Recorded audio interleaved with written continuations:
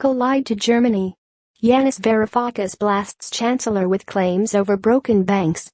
Yanis Varoufakis claims Mrs Merkel and her former finance minister Wolfgang Schäuble pushed for the Greek rescue package to avert a eurozone cash crisis which could have had dire repercussions for Germany. But he said to do so they had to lie to voters to convince them all was well in Frankfurt, while Athens was on the verge of collapse.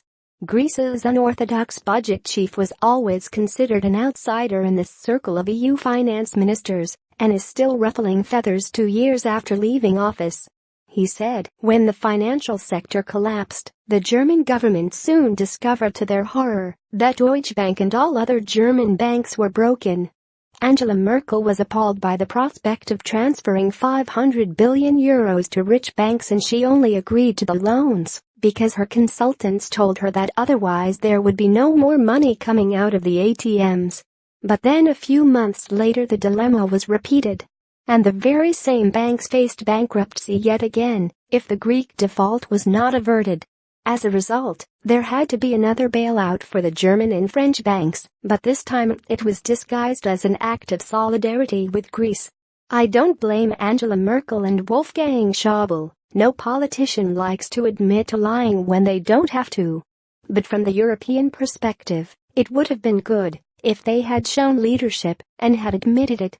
Mr. Varoufakis said he ultimately blamed the Greek government for the financial disaster that has led to several years of austerity in his country. He said, if we had been more steadfast, we would have looked the German citizen in the eyes and said, they are forcing us to take more of your money to pretend that we are not bankrupt. The ability of the Greeks to repay loans has been on the decline for a long time. Mr. Varoufakis said he wanted to see deep reforms in Greece. He said the Greek rescue packages were a monstrosity.